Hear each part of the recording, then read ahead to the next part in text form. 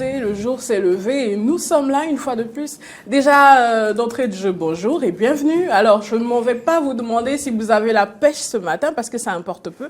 Que vous l'ayez ou que vous ne l'ayez pas, d'ici quelques minutes vous allez retrouver votre bonne humeur et c'est tout ce qui compte.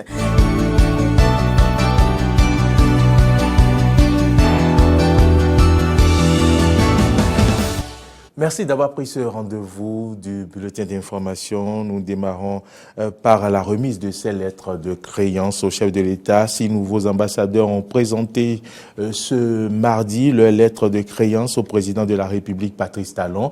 Il s'agit des diplomates des royaumes des Pays-Bas, d'Espagne, d'Arabie Saoudite et des républiques de l'Inde, du Burundi et Suisse. La cérémonie s'est déroulée dans la matinée de ce 26 novembre au Palais de la Marina. Suivez le compte rendu.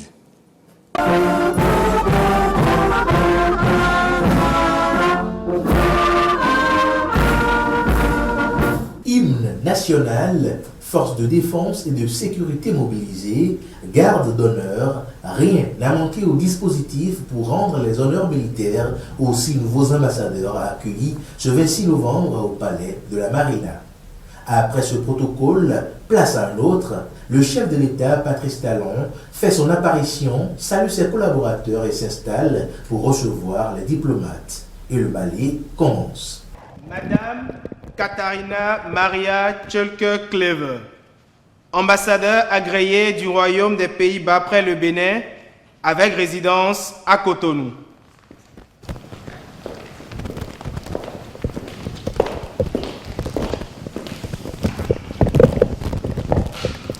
Excellences, Monsieur le Président, j'ai l'honneur de vous remettre les lettres de créance par laquelle Sa Majesté Willem-Alexander, roi des Pays-Bas, prince d'Orange-Nassau, m'accrédite en qualité... Maria Tjölke-Klever, ambassadrice du Royaume des Pays-Bas après le Bénin avec résidence à Cotonou, est la première à présenter ses lettres de créance au président Patrice Talon. Née en 1956, elle est titulaire d'un postmaster en management de conflits. Avant sa nomination, elle occupait le poste de chef division de la société civile au ministère à la Direction générale de la coopération internationale depuis novembre 2014. Elle a été suivie de Mohamed Bostaji, ambassadeur extraordinaire et plénipotentiaire du Royaume d'Arabie Saoudite près le Bénin avec résidence à Abuja. Titulaire d'un diplôme supérieur d'études diplomatiques, il entre au ministère saoudien des Affaires étrangères en 1980.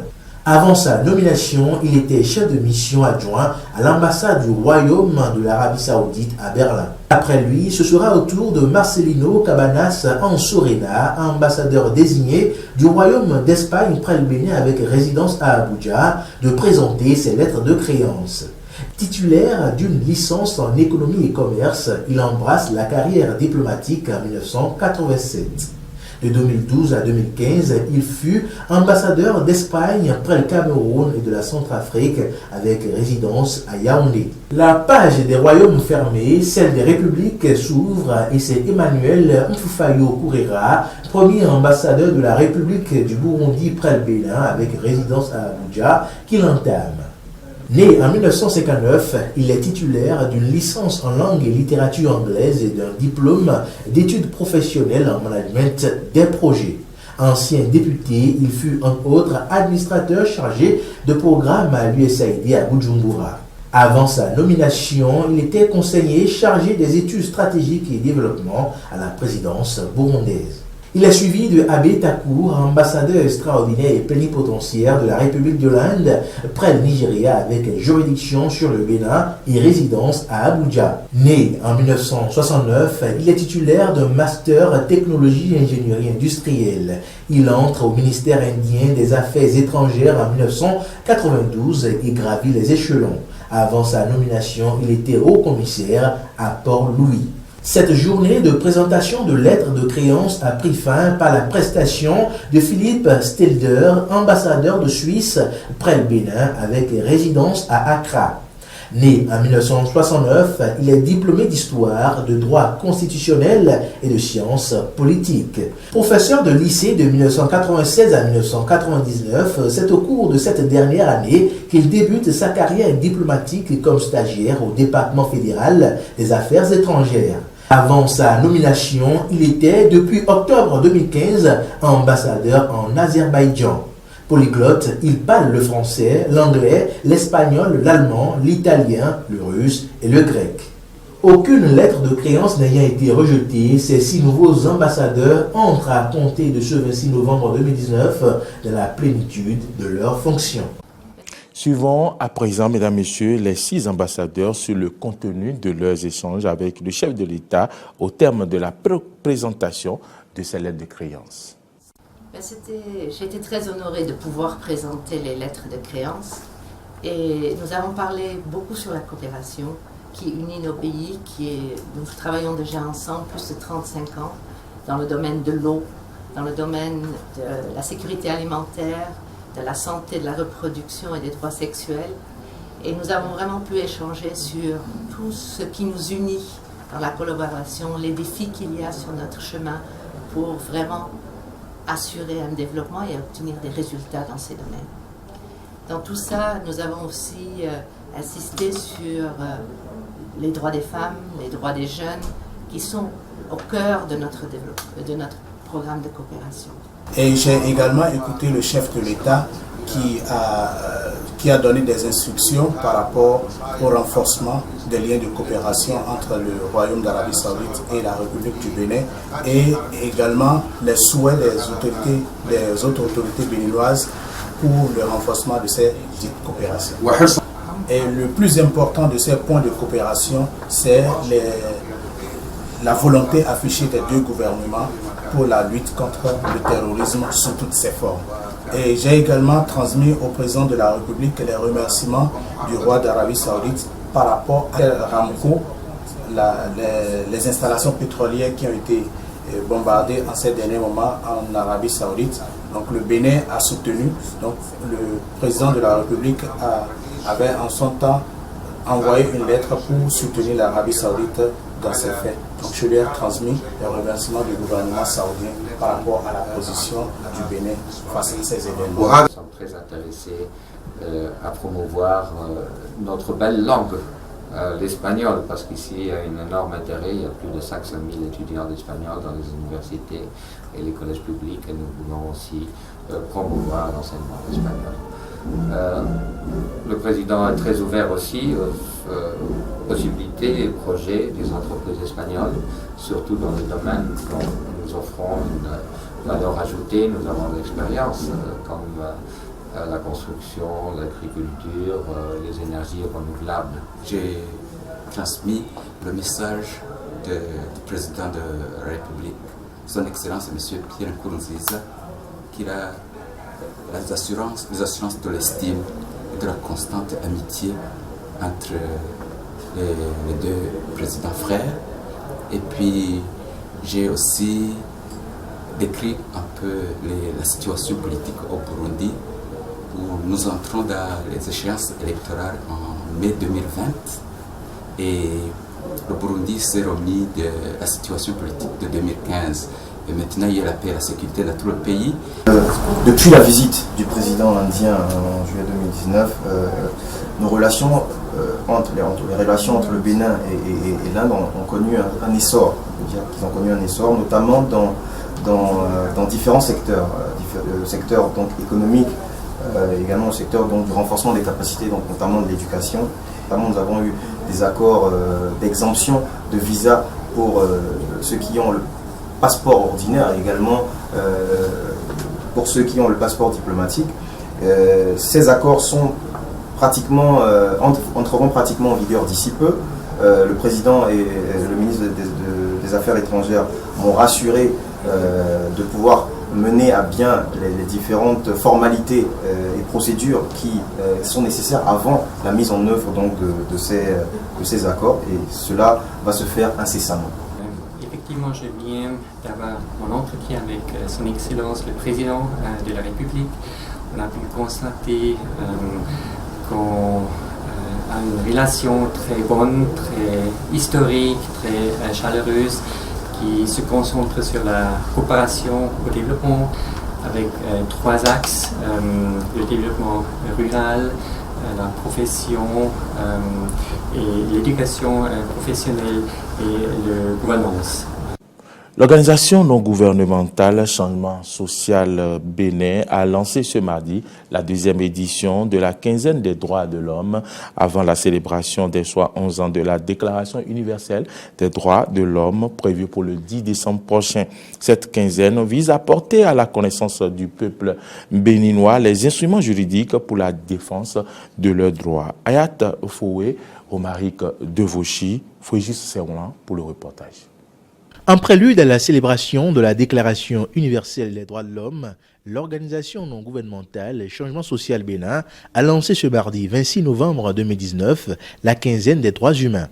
Pour cette 2e édition, l'accent est fondamentalement mis sur 2 éléments que sont les droits humains à l'épreuve des législatives du 28 avril 2019 et l'engagement des jeunes pour les droits humains dans ce contexte électoral.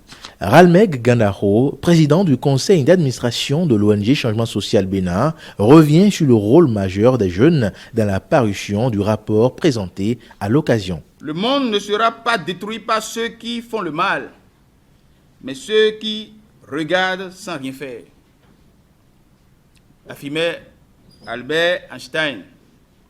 C'est fort de cela que des jeunes activistes des droits humains de la société civile, notamment le Changement Social Bénin et Amnesty International Bénin, ont fait le monitoring avec des moyens limités de tout le processus électoral, capitalisant les fruits de ce travail de monitoring.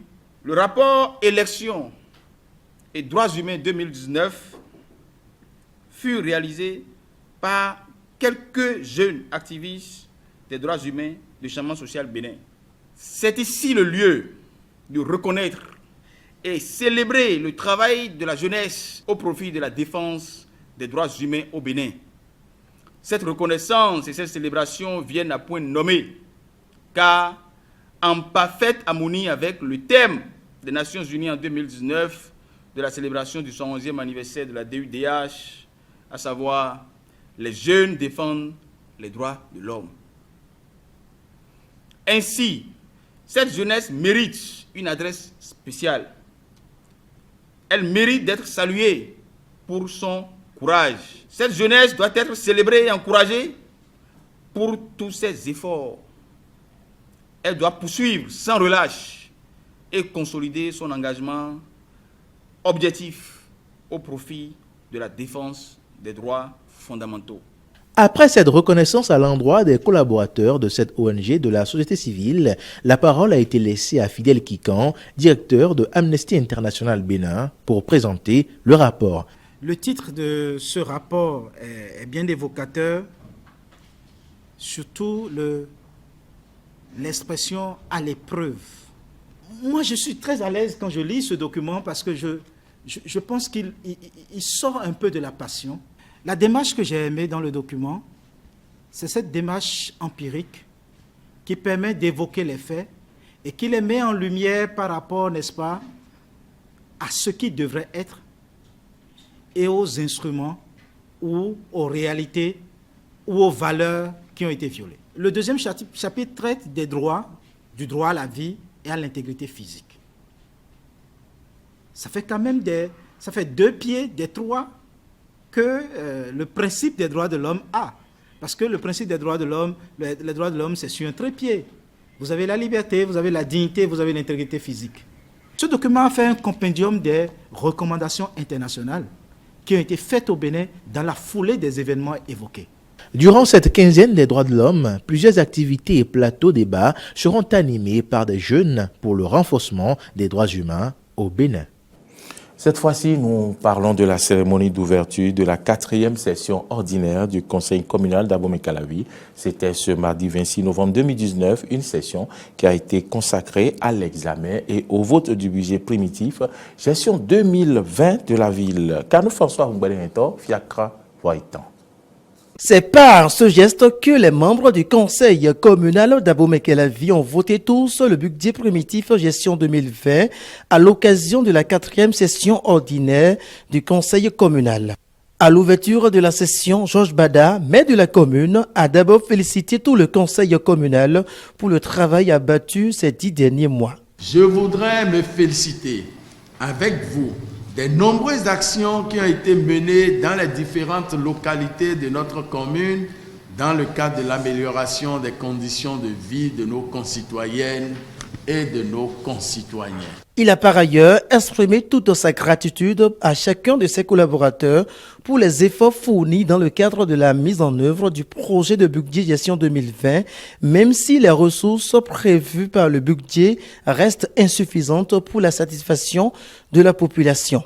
Je voudrais ici exprimer toute ma gratitude à tous et à chacun pour les efforts fournis et les nombreux sacrifices consentis dans le cadre de la mise en forme de cet important outil de planification et de gestion financière qui nous permettra en 2020 de relever encore d'importants défis de développement de notre chère commune.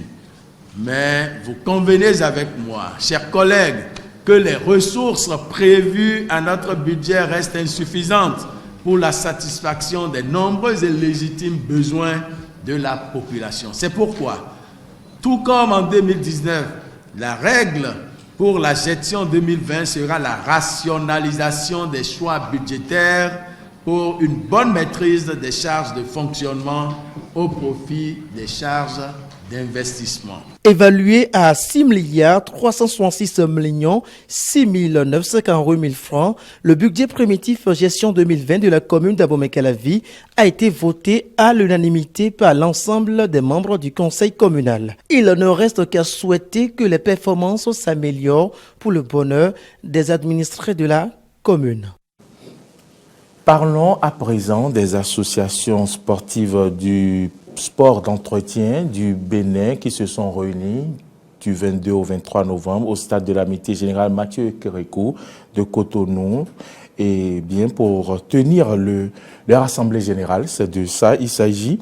Au terme de ces assises, une fédération est née. Suivons les détails avec Frédéric Espoir Oumabou, Denis Maroya. C'est une nouvelle fédération sportive qui vient ainsi agrandir l'éventail des fédérations sportives au Bénin. Elle ne se veut pas une fédération de plus, mais un creuset qui vient défendre les causes des associations de sport d'entretien et être également leur répondant auprès des autorités compétentes de notre pays, comme l'entend si bien Imoru Sofianou, président de cette fédération. Les travaux ont démarré depuis hier qui nous ont permis d'adopter et valider nos tests, c'est-à-dire les statuts et les règlements intérieurs. Cependant, nous avons entamé l'élection du bureau, un bureau de 17 membres dont j'ai eu l'insigne honneur par mes pairs d'être le nouveau président. Et c'est en cela que nous pensions que nous pourrons faire un peu plus, nous pourrons apporter un peu plus pour tous les clubs, pour toutes les associations sportives, ceux-là qui exercent dans le sport d'entretien. Pour le ministre en charge du sport, cette nouvelle fédération s'inscrit dans la volonté du gouvernement de mettre de l'ordre dans les associations des sports d'entretien. Nous sommes partis de la volonté du gouvernement d'organiser le sport d'entretien dans notre pays. Vous savez que le sport reste le premier médicament pour le bien-être des populations et une des préoccupations du chef de l'État et de l'ensemble du gouvernement, c'est que l'ensemble des Béninois se portent bien à travers le sport d'entretien. Et donc, le ministre des Sports appelle les 17 membres de cette nouvelle fêtière à se mettre au service des structures à la base. J'ai été clair dans mon message aux différents représentants des départements. Un bureau exécutif, oui, mais pour travailler et rester au service de l'ensemble des associations de base. Il n'est pas question que les personnes élues au sein de ce bureau considèrent que le pouvoir qu'elles ont reçu, le mandat qu'elles ont reçu est un mandat pour se retourner contre les associations de base. D'ailleurs, nous avons veillé à introduire dans les tests un modèle d'organisation qui permet aux associations de base d'être présentes à chaque étape de décision et au bureau donc exécutif, d'être un organe exécutif de coordination et de facilitation. Dans la même veine, Oswald Omeki lance le message que voici à l'endroit de tout le peuple béninois. C'est important pour prévenir les maladies, pour guérir les maladies, de faire du sport. Le sport reste le meilleur médicament, le sport reste le meilleur vaccin, le sport reste le meilleur moyen de prévention. Et c'est pour cette raison que je veux une fois encore inviter tout le monde, quel que soit leur âge, quelles que soient leurs conditions, à pratiquer du sport d'entretien. Une adresse qui peut sauver la vie à plus d'un.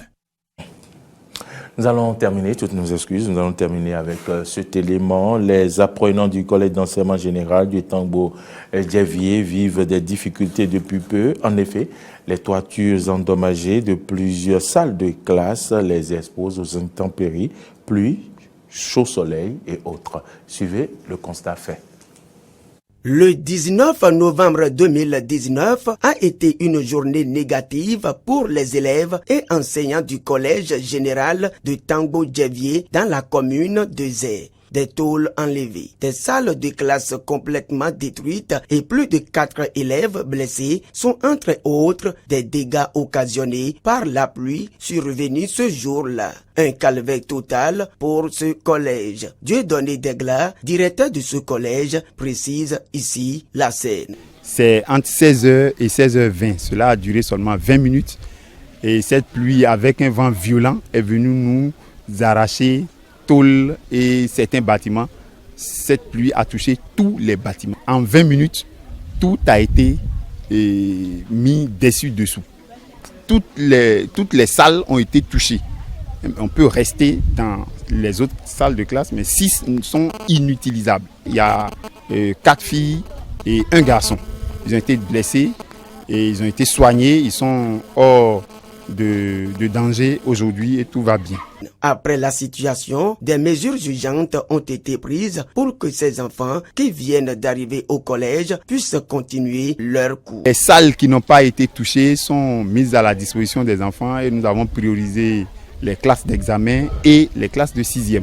Pour que ceux-là, les 6e ne soient pas découragés, ils viennent d'arriver au collège. Des autorités politico-administratives n'ont pas manqué de venir toucher du bout du doigt la situation et sont à pied d'œuvre pour la réhabilitation. Dès que la situation s'est produite, j'ai averti mon directeur départemental qui aussitôt a quitté l'ADA pour passer dans notre collège.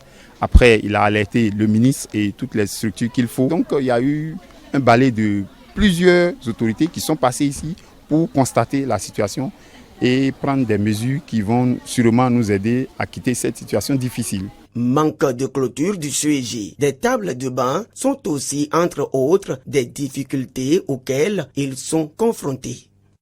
Voilà, c'est ici que nous mettons un thème à ce bulletin d'information. Merci à toutes et à tous de nous avoir suivis sur Diaspora FM 102.3 et Eden TV. Merci à vous, Maury Agua. Je me pose une question depuis tout à l'heure. Enfin, plus je vous regarde et plus je me demande si vous vous apprêtez à pécho. C'est juste une question. Hein, bon. Pécho. Vous y répondrez plus tard. Vous y répondrez plus tard. Attention, en attendant, décembre n'est pas loin. Faites attention à vous. Alors, on observe une courte... Il y a le verbe péchoter. Vous avez dit de ne pas péchoter, non? On va en reparler. On observe une courte pause pub et on revient pour la revue des titres. Samedi prochain, Malik défie les belles autour d'un dîner romantique et se fait avoir. Oh là là. J'achète. Nadia, Sylvania et Valérie réussiront-elles à sauver le soldat Malik des griffes de ces dames? Ne vous faites pas compter l'incandescente rencontre de Malik avec ces drôles de dames. Samedi prochain, dans Beauté avec tous les atouts, 4e épisode de la saison 3 de votre télé-réalité Dis-moi qui est la plus belle. Un concours de beauté qui ne ressemble à aucun autre. En attendant samedi prochain, participez au challenge de Malik en répondant à la question: combien seriez-vous prêt à dépenser pour un dîner romantique avec votre belle? Publiez vos réponses sur la page Facebook de l'émission. Vous pourriez gagner un pass pour la finale du concours.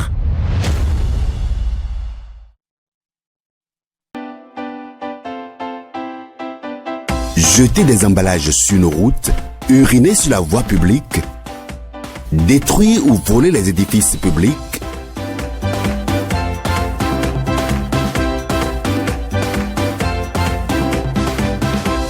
sont des gestes qui dégradent notre cadre de vie.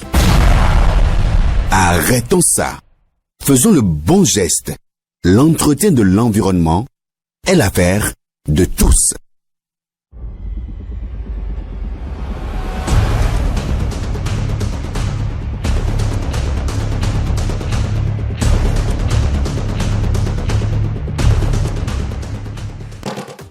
Madame, Messieurs, merci d'avoir pris le rendez-vous de la revue des titres. Nous démarrons par le quotidien national d'information, représentation diplomatique à la une du quotidien. 6 nouveaux ambassadeurs accrédités au Bénin avec leurs photos affichées pour ceux qui sont à la radio, qui nous écoutent sur Diaspora FM. Budget du ministère de la Sécurité, la construction de 144 commissariats projetés. Célébration des noces d'or du quotidien national d'information. L'exposition du cinquantenaire se poursuit. Voilà ce qu'on peut retenir aujourd'hui de la une du quotidien La Nation. Libération s'invite à la revue des titres et donc titre en manchette relations internationales. Les raisons de l'expulsion du représentant de l'Union européenne du Bénin. Pour en savoir davantage, allez dans les colonnes du journal, c'est bien à la page 3. Et puis à la une, on peut lire Diplomatie, Talon reçoit les lettres de créance de 6 nouveaux ambassadeurs. À la une du quotidien, l'événement du jour, mauvaise qualité des services des GSM, l'ARCEP met en garde les opérateurs Move et MTN, 3e sommet continental de l'Afrique à Niamey, plus de 2000 participants réunis autour des enjeux sécuritaires. L'événement démarre le 28 novembre 2019. Le radar face aux pressions de toutes parts, la rupture résiste aux intempéries. Et titre aujourd'hui le radar qui s'intéresse à la conférence universitaire du COUS-AC sur l'appui de l'UNFPA et Royaume des Pays-Bas. Objectif, épailler des ronces des VBG, la communauté universitaire. Étudiants, enseignants et personnel administratif désormais imprégnés des moyens de lutte de proximité et des dispositifs législatifs de combat en vigueur. Nord-Sud quotidien s'intéresse aux activités portuaires au Bénin. Le port d'Anvers impacte les entreprises béninoises. Titre aujourd'hui Nord-Sud quotidien.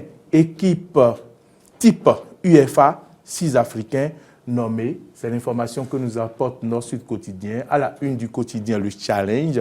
L'on parle de la modernisation du système politique sous talon. Constitution modifiée, nouveau code électoral adopté, loi sur le statut de l'opposition. Une réalité, l'homme reste serein face aux charivaristes. Et puis à la une du quotidien, toujours le challenge pour indélicatesse diplomatique. Le représentant résident de l'Union européenne invité à quitter le Bénin. Le Béninois libère à sa une l'information et parle de l'expulsion de l'ambassadeur de l'Union européenne, Olivier Net. Rien à voir avec l'affaire de drogue. C'est ce que titre, ou du moins c'est ce que croit savoir le Béninois libéré de ce mercredi. Présentation du budget sectoriel exercice 2020 du MIT. Romain opte pour les grands projets. Les députés saluent la maestria de leurs anciens collègues. Voilà ce qu'on retient du quotidien Le Béninois libéré. Bénin intelligent à présent, relations internationales, Olivier Net, expulsé pour subversion. Le code diplomatique s'agrandit de 6 ambassadeurs. Budget du ministère de l'Intérieur 2020, l'année de la police, 144 commissariats à construire. Et puis DG, le directeur général SONEB de la Société nationale des eaux du Bénin, Camille Dansou, sur Ask Gouv, l'eau de la SONEB ne peut rendre les gens malades. Information importante à savoir grâce à Bénin Intelligent, alors que Matin Libre, en manchette, s'intéresse à la quinzaine des droits humains, un rapport disponible sur les législatives 2019, Matin Libre, Rencontre conseil de régulation opérateur GSM à la une du quotidien. L'ARCEP, préoccupé par la qualité de service des réseaux, a fait 3 tonnes de cocaïne. C'est à la une du quotidien Matin Libre. Pourquoi ce silence du gouvernement? Une grosse interrogation en rouge pour ceux qui sont à la radio. Eh bien, auront là attendu sur le sujet ce jour. Titre aujourd'hui, Matin Libre.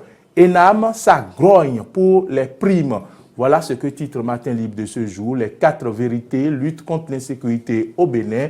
9 présumés braqueurs abattus par la police à Révier. Les 4 vérités aussi parlent de ce titre pour ingérence dans les affaires intérieures du pays. Le Bénin est plus l'ambassadeur de l'Union européenne, Olivier Net.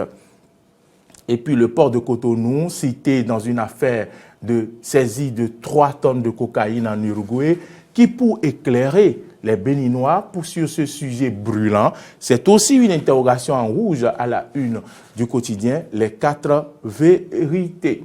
À la une du quotidien communal Info, vote du budget exercice 2020 de la commune d'Abomey-Calavi. À l'unanimité, les conseillers donnent carte blanche au maire Georges Bada, quoi savoir le journal. Un rapport d'activité qui force l'admiration des conseillers, sages et notables. Un budget de 6 360 666 948 francs CFA. C'est un budget ambitieux, cite les conseillers, le CA, Christophe Haïssi et Patrice Rouyeva. Maintenant, l'observateur, pour finir, silence du gouvernement face à certains dossiers de la nation, une fuite de responsabilité. Le journal s'interroge donc, dernière heure, chef de la délégation de l'Union européenne au Bénin, Olivier Net, déclaré persona non grata. En destination au Bénin et saisie en Uruguay, la drogue, cette poudre qui veut enfariner la rupture. Grâce à l'ABJF, 20 localités béninoises reprises au Nigeria et au Togo. Le journal en parle aujourd'hui. C'est bien le nouvel observateur. Mesdames, Messieurs, c'est la fin pour ce qu'il faut retenir, l'essentiel de ce qu'il faut retenir de la revue des titres de ce mercredi. Nous sommes le 27 novembre. Merci de nous avoir suivis. Merci à vous, Moriagua. Et là, un autre détail que je remarque sur vous, vous avez les lèvres qui brillent. La question que je me pose, c'est qui vous a donc fait un bisou ce matin? Alors, point d'interrogation, par contre, par ici. À présent, pause pub et on revient pour éclairer un petit peu plus les uns et les autres avec les astuces high-tech d'Ahmed.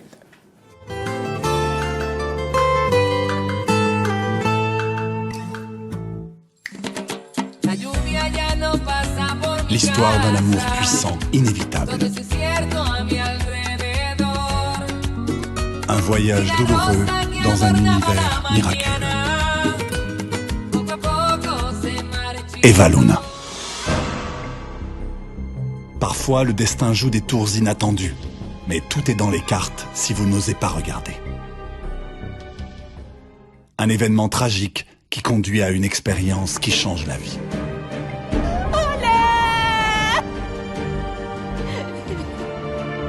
Jure que je vais retrouver l'homme qui t'a assassiné. Et je vais venger ta mort. Quand Eva rencontre l'homme de ses rêves, son pire cauchemar commence alors. Elle devient la cible la plus convoitée. On tente de la détruire et de la chasser des pensées de l'homme qu'elle aime. Parce que je ne supporte pas qu'une autre femme puisse s'approcher de lui. Tu te comportes parfois de façon obsessionnelle. Je suis une obsessionnelle. Mais rien ne pourra briser sa volonté. Et avec l'aide d'un allié secret... Mais moi, oui, je commence à te faire confiance. C'est vrai? Eva. Retrouvez chaque jour à 20h30 2 épisodes d'Eva Luna, votre nouveau feuilleton. Eva Luna, de l'amour, des intrigues, du suspense et de la haine.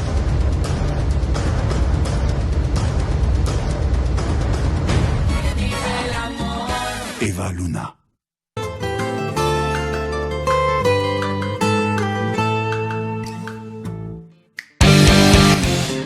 Oui, allô? Moi, c'est Afounan. Vous êtes sur Défi de midi. Quelle est la capitale historique du Bénin?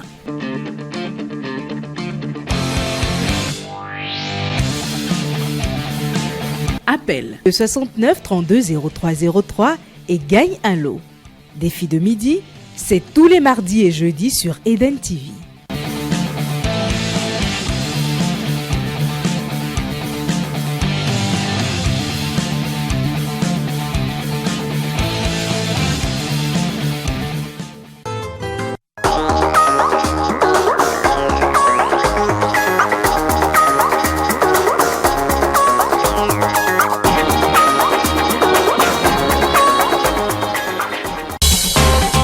Eh bien voilà, nous sommes de retour, chers amis. Vous l'avez constaté, hein, il y a pas mal de petits bruits de couloir par ici. C'est tout simple, il essaie de se débarrasser de l'huile à lèvres puisqu'on a pris le mettre dans le sac. Je dis ça, je dis rien. Bon, madame, si vous suivez cette émission, je rigole. Je passe mon temps à taquiner Moriagua, mais après, vous êtes un petit peu habitué aussi. À présent, Ahmed, merci d'être là pour éclairer notre lanterne. Bonjour déjà et bienvenue. Bonjour à vous, Natacha. Bonjour à nos amis auditeurs. Je n'oublie pas évidemment les téléspectateurs de Eden Télévision.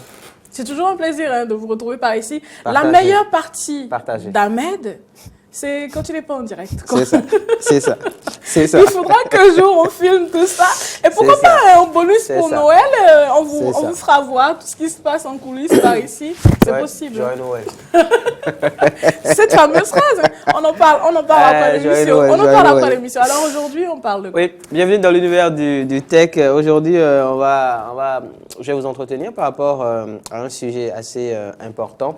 Ça peut paraître un peu technique, mais ce n'est pas si technique que ça. Je pense que tous autant que nous sommes dans notre vie numérique, nous avons eu affaire à cela. Quand je parle de vie numérique, évidemment, il s'agit, pour faire simple, de notre vie en rapport avec Internet. Ok. Alors, il s'agit des dark patterns, ce que d'aucuns appellent encore les dark UX.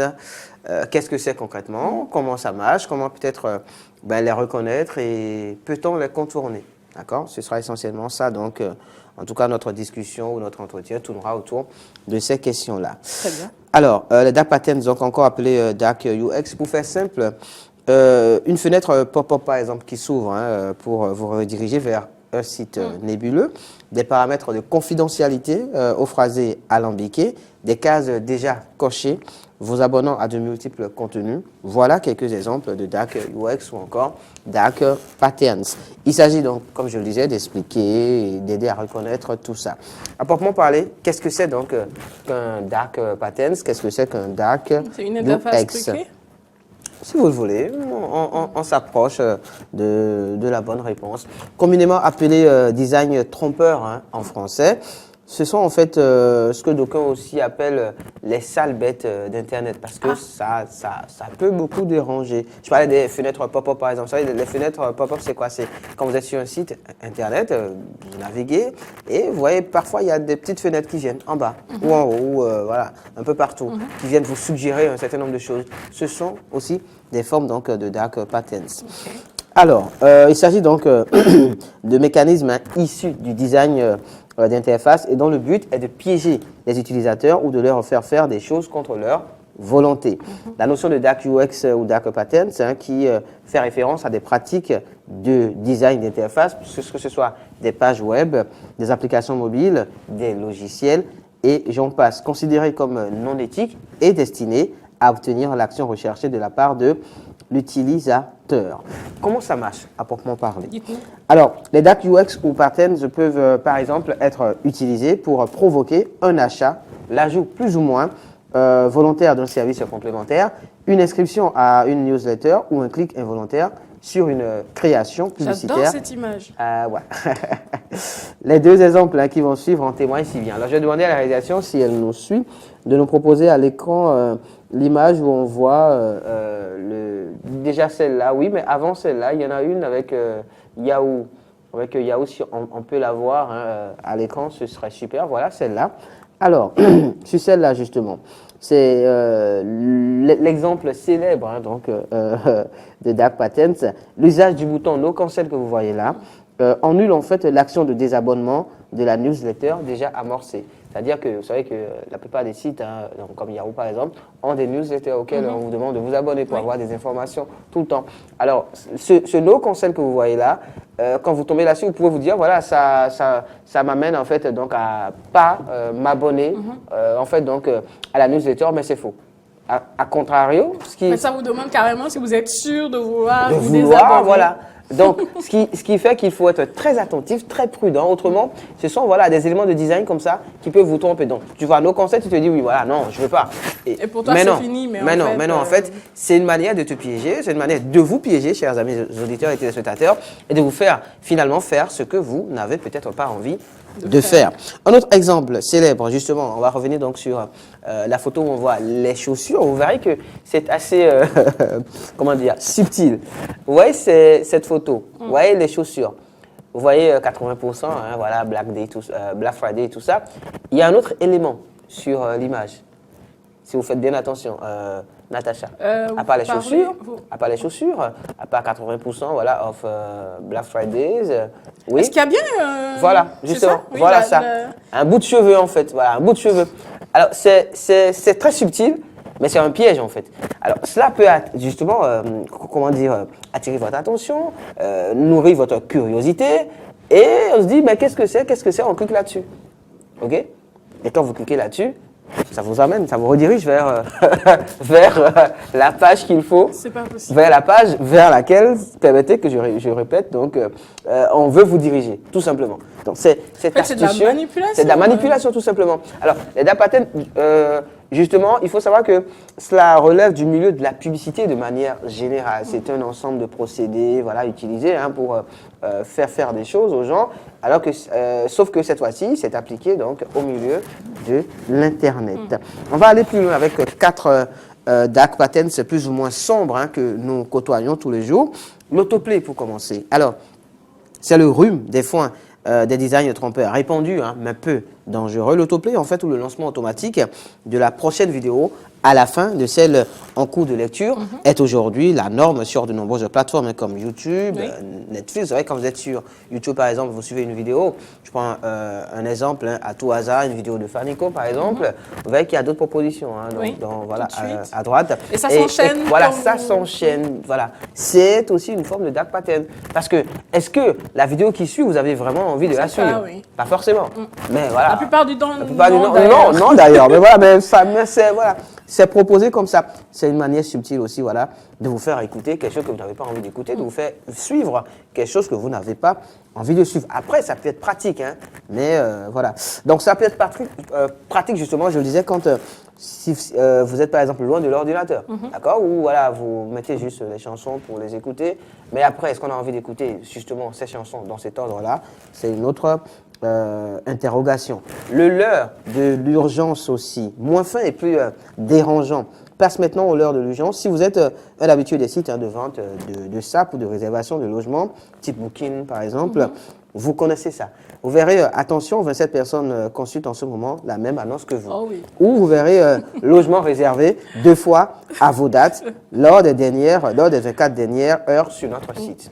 C'est un leurre en fait. Parce que l'objectif est simple, créer chez l'utilisateur une situation de stress pour l'inciter à acheter tout de suite. Pour vous dire que voilà, l'objet ou le produit est tellement désiré, tellement prisé, tellement voulu que si vous ne passez pas tout de suite à l'acte d'achat, eh bien, quelqu'un d'autre peut le prendre. Alors, en réalité, qu'est-ce qui nous prouve que c'est astucieux. C'est astucieux, c'est une manière de manipuler tout simplement. Roche Motel ou Hôtel à Cafard. Ça, c'est un exemple aussi très connu chez le site Amazon, par exemple. Une grande porte d'entrée sertie de diamants et une issue de secours introuvable. Voici donc le Roche Motel ou Hôtel à Cafard. Je vous promets que j'ai toujours pensé que c'était moi la stupide de l'affaire. Mais voilà. Inspiré par un piège à cafard du même nom et visiblement très utilisé dans les années 70 et 80 aux États-Unis.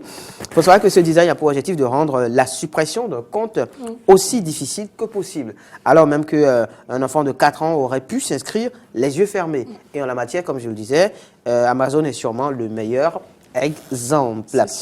L'opt-in et l'opt-out à présent. Ça, c'est un procédé souvent utilisé au moment de décider si vous souhaitez ou non laisser une entreprise utiliser vos données personnelles ou vous envoyer sa newsletter. On a pu voir tout à l'heure avec Yahoo, par exemple. Soit il faut faire quelque chose pour adhérer, pour souscrire. On appelle ça l'opt-in. Ou alors, vous êtes engagé d'office et il faut cliquer pour partir. justement, je vais me retrouver parce que je suis en train de me perdre un peu. Il faut faire quelque chose donc pour. C'est super intéressant oui.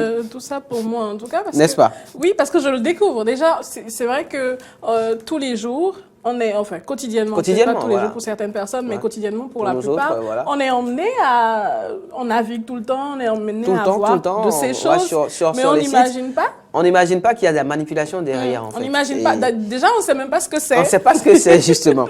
Alors, on appelle ça donc l'opt-out. Hein. J'en parlais. Soit donc vous êtes obligé, vous êtes engagé d'office et il faut cliquer pour partir. Donc ça, c'est l'opt-out. Dans le deuxième cas, il s'agit d'un dark pattern léger qui repose sur un biais cognitif. Le biais de statu quo, en fait, qui nous pousse à faire quoi? À laisser les choses telles qu'elles sont.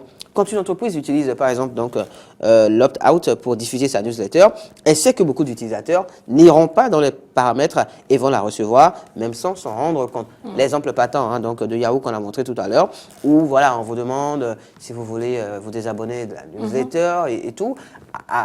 À première vue, sinon de manière générale déjà, vous y êtes comment dire inscrit, ok? Et après, on vous propose une interface où on vous met un certain nombre de choses. Et justement, là où se trouve le pire, vous voyez, c'est en surbrillance. Okay voilà. Et on met no cancel. Donc, on se dit, voilà, non, ça veut dire que je n'adhère pas. Alors qu'en réalité, c'est une manière déguisée de vous faire adhérer à cela.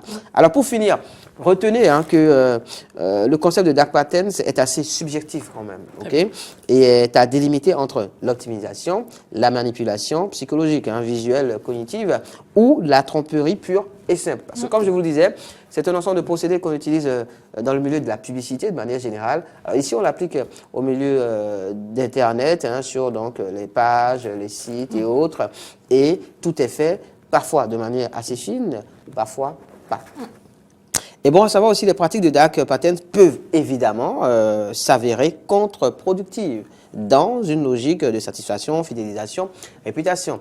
J'en parle parce que, vous voyez, si on va par exemple, même sur le site de Eden TV, il y a possibilité d'utiliser ce genre voilà, de manœuvres pour faire par exemple, pour aider par exemple à avoir plus de vues sur telle ou telle émission.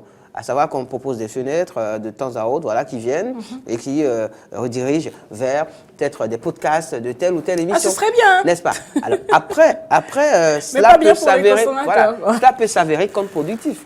Quand l'utilisateur, par exemple, s'en rend compte que voilà, c'est une manière de le manipuler et puis se dit attends. Oui, et surtout quand vous avez un budget limité, voilà, parlons du forfait Internet. En termes de consommation de données, vous retrouvez à sec tout de suite, vous ne comprenez pas forcément l'arnaque. Donc attention quand même à l'utilisation de tout ça et attention surtout donc à ceux qui vont sur le net de manière régulière. Faites attention à ce genre de procédés, souvent utilisés donc sur les sites hein, pour vous manipuler, pour vous faire faire des choses que vous n'auriez pas forcément. Mais est-ce qu'il y a une solution au moins? Une solution. Qu'est-ce qu'il faut faire? Il n'y en a pas. Malheureusement, justement, la seule manière de chercher à contourner serait tout simplement eh bien, d'être attentif et prudent. Dans notre vie numérique, dans notre vie sur le net. Il faut prendre la peine de lire quand même. La peine de lire. Et justement, vous voyez, avec l'exemple de Yahoo, il suffit juste de bien lire. Il suffit juste de bien lire, en fait. Et puis vous verrez que juste en bas de No Cancel, il y a une autre proposition qui est faite là et qui, là, justement, vous permet de vous désabonner concrètement. Yes, unsubscribe for this marketing message. Tout simplement, hein. Mais après, le premier qui est là, il est tellement mis en valeur. Encore que même lui, c'est pas. Il y a le second plutôt qui est. Pour celui-là, et celui qui est en bas vous désabonne totalement de tout ce qui est message Moi, je commercial. pense que j'opterais pour ça. Pour celui qui est totalement en bas. Après, justement, si on ne prend pas la peine de bien lire, et malheureusement, c'est non cancel tout de suite. C'est ce qu'on fait tous, c'est-à-dire qu'on est tellement pressé aujourd'hui que voilà, et les sites en profitent justement hein, pour nous anarquer entre greffes. Donc, le seul conseil serait d'être très attentif, très prudent, de toujours bien lire et de faire attention aussi aux fenêtres voilà, pop-up qui arrivent tout le temps. savoir les contourner. Voilà. Intéressant, merci d'avoir fait la lumière une fois de plus. C'est moi, c'est moi. En tout cas, on dormira moins bête par le numérique aujourd'hui, On c'est l'espère. certain. C'est certain. On l'espère. Parce que de toute façon, comme je le disais, on est emmené à voir ces choses au quotidien. Mais on ne sait déjà pas ce que c'est. Et voilà, on fait non plus attention à ce qui est écrit. Tout ce qu'on voit, c'est ce qui est en surbrillance. Donc, Oui, no voilà. cancel, yes, continue, Yes, et tout continue. ça. Et puis tac, quoi. Ou alors, on met carrément, voilà. yes, accept and continue. Voilà, donc, ça, Merci, tu continues en tout tranquille. cas, Ahmed, restez surtout avec nous. À présent, moi. ici, on parlait humour. On va se détendre un peu.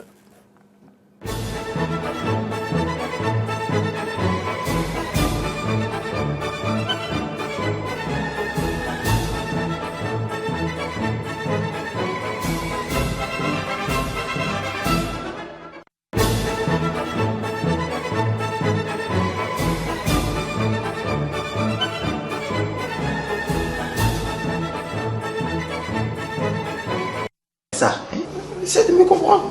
Depuis un mois, laisse-moi. Je ne peux plus dormir. Je ne peux plus dormir. On va dormir, mais s'il te plaît, je suis en Wallo. S'il te plaît, je suis en cours. S'il te plaît. Où sont les 20 000 francs que je t'ai demandé? Fermez. Tu sais très bien qu'il y a fermeture de la frontière du Nigeria, non? Et mes activités ne marchent plus. On va gérer après. Il y a fermeture de frontière. Oui, Il y a fermeture de frontière. Ok, moi aussi j'ai fermé ma frontière. Quoi? On est où là? Ça, essaie de me comprendre. Depuis un mois, laisse-moi. Je ne peux plus dormir. Je ne peux plus dormir. On va dormir, mais s'il te plaît, je suis en Wallo. S'il te plaît, je suis en cours. S'il te plaît. Où sont les 20 000 francs que je t'ai demandé? Fermez.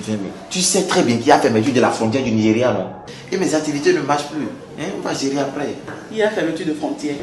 Oui, Il y a fermeture de frontière. Ok, moi aussi j'ai fermé ma frontière. Quoi? On est où là? Eh bien oui, vous voulez vous prêter à l'exercice? Non, pas vous, vous l'avez suffisamment fait. Alors Ahmed, vous aidez nos amis de Diaspora FM à comprendre ce qui vient de se passer? À vrai dire, je n'ai pas pu suivre. Allez, on va voir ça une fois de plus. J'ai pas pu Monsieur suivre. Cyr, Oui. on va voir. S'il te plaît. Où sont les 20 000 francs que je t'ai demandé? Ça, essaie de me comprendre. Depuis un mois, laisse-moi. Je ne peux plus dormir. Je ne peux plus dormir. On va dormir, mais s'il te plaît, je suis en Wallo. S'il te plaît, je suis en cours. S'il te plaît. Où sont les 20 000 francs que je t'ai demandé? Fermez. Tu sais très bien qu'il y a fermeture de la frontière du Nigeria, non? Et mes activités ne marchent plus. On va gérer après. Il y a fermeture de frontière. Oui, Il y a fermeture de frontière. Ok, moi aussi j'ai fermé ma frontière. Quoi? Là, c'est clair. Là, c'est Hein? clair. C'est la fermeture de frontière, donc entre. La fermeture des frontières. Fermeture des frontières, finalement. Des frontières, mais il faut repréciser. Il y a un mot important qu'il faut utiliser. Physique. Interjambaire. Interjambaire, voilà, pour être spécifique. Un peu plus précis, peut-être. D'accord, bon, je pense qu'on ne pourra pas mieux décrire que ça. Je pense que c'est assez clair. Déjà, à travers les dialogues. C'est pas cette histoire de 20 000 francs là. Ben ouais, ça après, je sais pas si ça se fait. C'est un couple ou pas? Ou peut-être pour préparer la fête. Oui, mais oui. Pour préparer quoi? La fête qui arrive. C'est peut-être un couple circonstanciel. Peut-être ça pour vous poser cette question. Moi, je ne comprends pas pourquoi certaines personnes attendent cet instant et commencer par poser tous leurs problèmes. Ça dit que pendant que c'est en ce moment, pendant que vous êtes en entretien, c'est en ce moment qu'eux, ils pensent qu'il faut réclamer 20 000. Il faut faire sa coiffure. Non, il y a des entretiens, quand on est, il y a des entretiens dans lesquels on ne parle pas. Il faut agir au lieu de parler. Maintenant, pendant que vous parlez, vous déconcentrez les gens. N'est-ce pas? Très bien. Et là, alors moi, je donne des astuces aux hommes depuis quelques temps par ici. Demain, vous inquiétez pas, mesdames, prenez rendez-vous. Je vous donnerai des astuces également par rapport à ce sujet précis. Quel sujet? Ok, ce dont on parle aujourd'hui là. Je vous donnerai des astuces dès demain. Prenez juste le rendez-vous. Prenez juste le rendez-vous. C'est une astuce qui marche tous les jours de l'année. Je vous la donne demain. En attendant, Moriago, vous voulez pas nous raconter une blague? Une blague. Bon, non. Il en a toujours, hein. Il en a toujours des tonnes dans son chapeau. Je ne me suis pas préparé à vous dire des blagues. Ce sont les caméras qui vous emmènent à dire que vous n'êtes pas préparé parce qu'en temps normal, vous êtes toujours prêt. Non, mais... Quand il s'agit de blagues. Non. J'aurais souhaité, moi, plutôt revenir un peu sur ce que disait Natacha à l'entame de l'émission.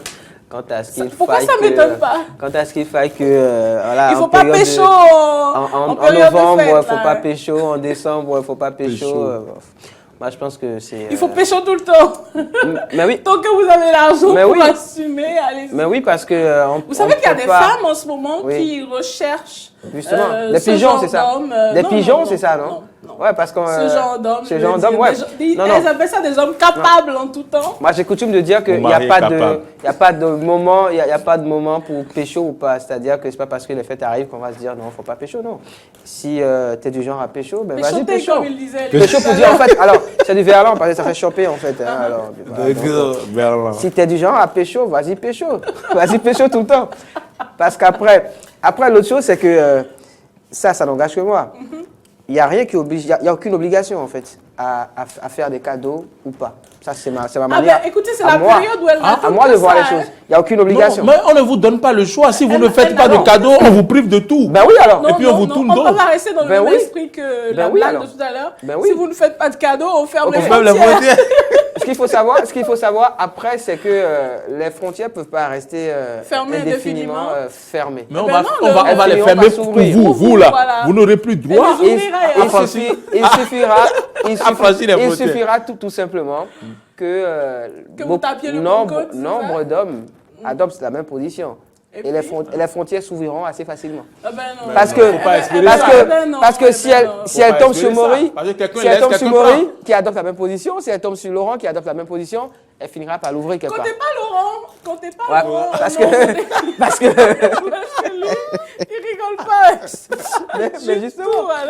Lui, il est prêt à vous donner ce que vous voulez. Ou bien, alors je parle au moins, je suis content. Vous rendez hommage à Laurent aujourd'hui. D'accord. J'en sais rien du tout. Non, pour faire plus sérieux. Mais ne comptez pas sur tous les hommes.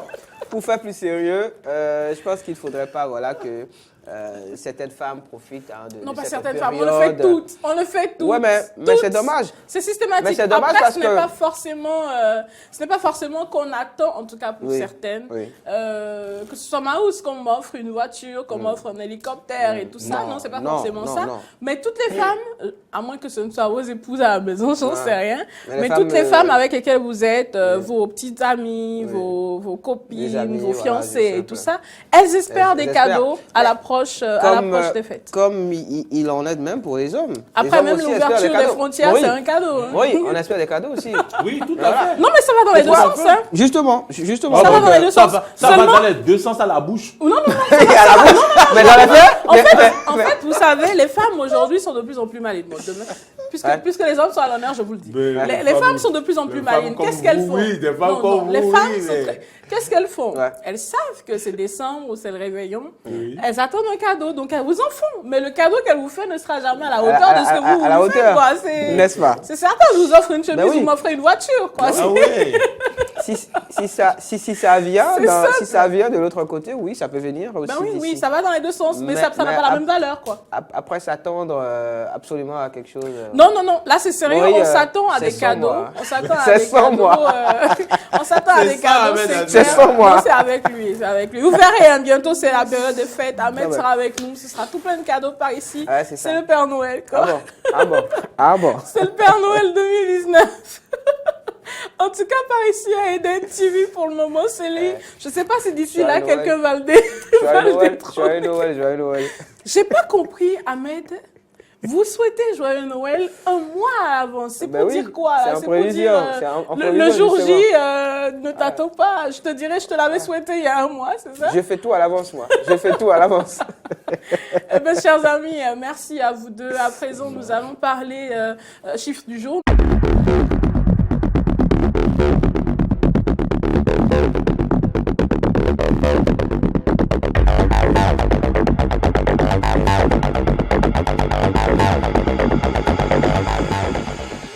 Allez, nous sommes de retour. Je le disais, la vie est belle, la vie est belle. Alors profitez-en, hein. Soyez heureux, c'est tout ce qui compte. Alors, chiffre du jour aujourd'hui, de quoi on parle? Eh bien, On parle de 20 localités grignotées par le Nigeria et le Togo qui sont désormais récupérées par le Bénin. C'est bien ça, Moriagwa? Oui, tout à fait. Et je vous avoue que je suis heureuse. Je suis heureuse, rien qu'à l'idée de penser que voilà, on est un petit peu plus grand. Et c'est ce que je disais en coulisses avant que vous ne reveniez à nous. Puisque vous êtes là, je vous le répète. Alors, 20 localités récupérées par le Bénin. Oui. Oui, il faut déjà saluer le travail qu'ABA, la GBF, c'est bien ça, hein? Oui. La BJF, voilà, BJF. Autant pour moi, c'est bien. ABEGIEF. L'Agence béninoise de gestion intégrée des espaces frontaliers. Oui. Et donc, c'est déjà génial que d'avoir une agence, de créer une telle agence pour effectivement s'occuper de ces questions, veiller à la sauvegarde de l'espace béninois. Oui. Et donc, si aujourd'hui on en arrive à avoir 20 localités restaurées, dans le patrimoine de notre espace national, il faut applaudir, vous l'avez dit, vous êtes content, mais ce n'est pas des faits... Avant que vous n'alliez vers le mai, j'ai envie de dire... Effectivement, non, vous avez raison. Non, mais ça fait plaisir de savoir que le Bénin s'est quand même agrandi. Vous avez raison. On va partir peut-être du processus qui amène à ce qu'on perde des terres. Oui. Vous voyez, il y a tellement des espaces au Bénin qu'il y a des villages qui sont oubliés presque. Parce que pour faire vivre, pour déjà marquer son territoire, il faut mettre une école, un poste de police, un hôpital, ou du moins, je vais dire, si ce n'est pas hôpital, qu'est-ce qu'on va dire? Clinique de zone ou bien centre de santé, merci, c'est ce que je cherchais. Donc, au moins, ce sont des éléments qui marquent votre territoire. Et puis, ça vous permet d'implanter votre drapeau dans ces villages. Et donc, lorsque, par exemple, des Nigérians viennent à dire que ce territoire, c'est leur territoire, quand ils voient déjà que vous avez déjà marqué votre territoire, ben, ils constatent qu'ils violent alors votre territoire. Donc, tellement le pays est grand qu'il y a des villages qui sont presque oubliés.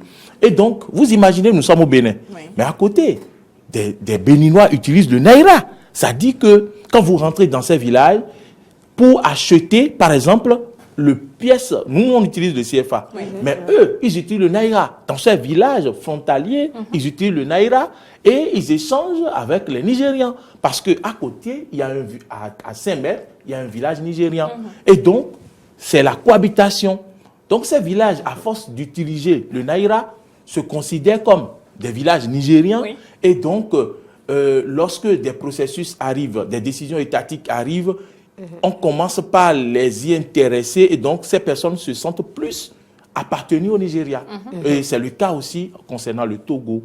Et donc, aujourd'hui, le gouvernement ayant compris quand même l'importance, parce que à force de grignoter 20 villages aujourd'hui, on finira par grignoter 100 et 200. En fait, après, vous n'existerez plus. Voilà, nous finirons tous par devenir Togolais ou Nigériens. Bon, on ne le souhaite pas. Donc, voilà, c'est déjà bien que quand ça arrive, qu'on puisse reculer les gens et qu'on puisse remettre nos limites, nos frontières, qu'on puisse matérialiser. Mais quand cela arrive, ça veut dire que notre superficie, qu'on continue de dire depuis des années, 112 622 km². Franchement, quoi. Franchement. Il était temps. Et donc, avant, il y a de cela plusieurs dizaines d'années, je crois bien, nous avons pu récupérer l'île d'été, l'île aux oiseaux, autre île, et la superficie du Bénin est passée dans certains documents, par exemple l'Atlas de l'Afrique, édition 2000, à 114 000 et quelques, la superficie du Bénin. Mais ce dont je vous parle, moi j'ai acheté l'Atlas en 2001 et j'avais déjà vu la superficie du Bénin là-dedans. Mais jusqu'aujourd'hui, on ne continue pas à enseigner aux enfants 112 622 km². Aujourd'hui, on nous dit qu'on gagne encore 20 villages. Ça veut dire quand même qu'ils font un travail. Désolée, j'allais dire une grosse bêtise, mais je la dis quand même, en espérant que ça ne se fasse pas, qu'on arrête d'enseigner ça. Arrêtons. Actualisons les choses également de l'autre côté. Allez. Et c'est le rôle aussi de la BJF d'interagir avec l'enseignement maternel, que primaire et autres, pour que les actualisées. informations passent. Oui. Vous avez vu le professeur Agosu Nupo a fait un livre pour actualiser les choses. Et même les longueurs, Mékrou, Sota et tout, ce n'est pas des choses actualisées. Il y a d'autres recherches qui ont été faites qui sont plus récentes. Avec des résultats Et donc, beaucoup plus merci. Tout ça a été actualisé. actuel. Il suffit de vulgariser ces choses et puis on se met au même niveau. Sinon que au 21e siècle, ou du moins en 2019, que des responsables, des personnalités béninoises continuent par dire que la superficie fait 112 622 km². Si c'est nécessaire, il faut qu'un atelier se fasse autour et donc pourquoi pas une table ronde. Non, mais vous savez, de toutes les façons, en tout temps, les informations ont été actualisées. Hein. Quelqu'un s'est levé un jour pour dire que le soleil tournait autour de la Terre. Un autre est venu dire que la Terre tournait autour du soleil. Puis il y a eu celui qui a dit que la Terre était plate. Autour d'elle-même. Oui, et puis il y a eu celui qui a dit que la Terre était plate, un petit peu comme si on avait la tatinée. Et puis, voilà, les informations vont... en s'améliorant, hein, ça s'actualise tous les jours. Alors, l'actualisation devrait intervenir dans tous les secteurs, dans tous les domaines et non pas dans certains. C'est pas bon, c'est pas bon. Enseigner les bonnes choses à nos enfants. Mais moi, je pense que les enseignants devraient avoir donc ces genre de réactualisation d'informations. Parce qu'avant que l'information ne vienne au niveau des élèves, au niveau des étudiants, au niveau des enfants, il faudrait quand même que chaque année, lors des formations des enseignants, qu'on se rappelle quand même qu'il y a de l'évolution. Parce que nous évoluons dans tous les domaines, que ce soit le domaine de la santé, de l'éducation, le domaine territorial. Donc, il faut que les enseignants, au cours de leur formation, ils aient de ces informations-là. Parce que ce n'est qu'à travers eux que les informations se perpétuent au niveau des enfants. Maintenant, en ce qui concerne donc les 20 territoires récupérés par le Il faudrait déjà parler de ça, Laurette, que les enseignants eux-mêmes soient informés.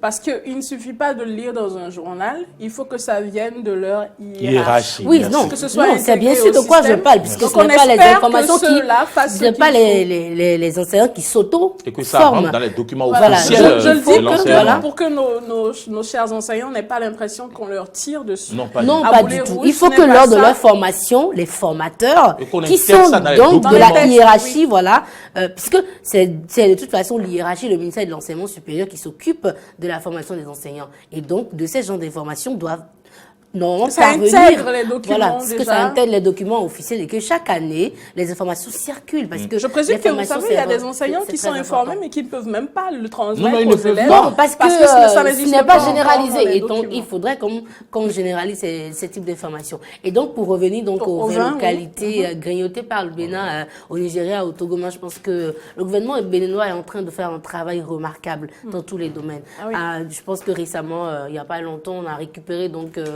nos récades, tout ce qui a rapport avec notre histoire, on les a récupérés chez nous. Et ensuite, maintenant, on est en train de récupérer les Béninois, certains Béninois qui se sentent plus Béninois. Et donc, il faudra les récupérer parce que ça nous fait toujours en plus à gagner lorsque la population s'agrandit. Lorsqu'on fait ressentir en fait aux populations qu'ils font partie du Bénin, c'est toujours bien. Et donc mettre un chef-lieu, un chef de village, un chef d'arrondissement dans ces localités-là, pour que vraiment la vie du Bénin s'anime dans ces localités-là. Et donc moi, je pense que cette agence a fait un travail remarquable. Je pense qu'il reste les autres frontières, le Burkina. Et puis donc, bien de le dire. Donc je pense que cette agence va devoir continuer le travail et nous ramener les localités du Bénin qui, d'une manière ou d'une autre, pourraient se sentir burkinabés. Je pense que le journal qui en parle même, on a fait mention, ça va se faire, c'est certain. Par contre, tout ça, c'est bien, on est heureux, mais il y a l'aspect un petit peu triste de l'histoire, sachant que il y en a, par exemple, quand on prend ces localités-là du côté du Nigeria, qui sont désormais les nôtres, et ceux qui sont nés dans ces localités-là et qui étaient de nationalité nigériane, maintenant, qu'est-ce qu'ils font? Je pense quand même que... Qu'est-ce qu'ils font, puisque désormais, c'est le Bénin? Oui, le gouvernement prendra les dispositions. On a dit une agence. Ça veut dire que, vous voyez ce plan que vous venez de poser, l'agence, elle est consciente. L'agence est consciente de ce qu'il faut faire. Donc, certainement, que des mesures seront prises pour régulariser tout cela. Il y a un processus qui détermine. Génial, mais après l'impact quand même psychologique et social surtout. Pour ceux qui ont été focalisés Nigeria, maintenant c'est le Bénin. Ça ne doit pas du tout être. Il faudrait quand même que nos gouvernants nous donnent plus d'avantages lorsqu'on est donc national. Donc il ne faudrait pas qu'ils se sentent, je sais pas, moins traités. Voilà, moins favorisés. Non, ce n'est pas forcément ça. C'est beaucoup plus que... Vous savez qu'aujourd'hui, je sais que je suis béninoise et j'en suis fière. Je suis née avec des acquis béninois. J'ai été éduquée selon la culture et les valeurs béninoises. C'est pareil pour ces gens-là qui se trouvent dans ces localités-là, ayant grandi avec des valeurs foncièrement nigérianes. Du jour au lendemain, je vais le dire comme ça, on entend que voilà, on n'est pas nigérien, on est plutôt béninois. Ça fausse un petit peu les choses parce qu'on se dit finalement je suis du Bénin, quelle est ma culture si je ne savais rien du tout du Bénin. Alors que depuis 20 ans, j'ai utilisé le naïra. Je les invite à Cotonou, un petit congé chez moi et puis tout sera réglé. Moi, je vais dire une bêtise. Si ces personnes-là ne se sentent pas, qu'elles partent au Nigeria, qu'elles nous laissent surtout notre espace. On a besoin d'implanter d'autres béninois là. D'accord. Surtout pas, ils sont béninois et on les reconnaît. Puisque c'est l'instant bêtise, épouser des béninois, vous saurez un petit peu. Vous en apprendrez un petit peu mieux. Je rigole. Merci à vous deux. Chers amis, depuis quelques minutes, vous vous demandez ce qui se passe avec le face-à-face. Il ne se passe rien du tout. Il est là, notre invité. Parfois, on se dit que vous devez vous lasser du rythme, après le face-à-face et le chiffre du jour et tout ça. Il faut changer un peu les choses de temps en temps. Voilà. Pour maintenir votre attention, c'est toujours bien. Ou bien. Oui, je suis d'accord. Quand on est marié, il faut un peu innover. C'est moins effet.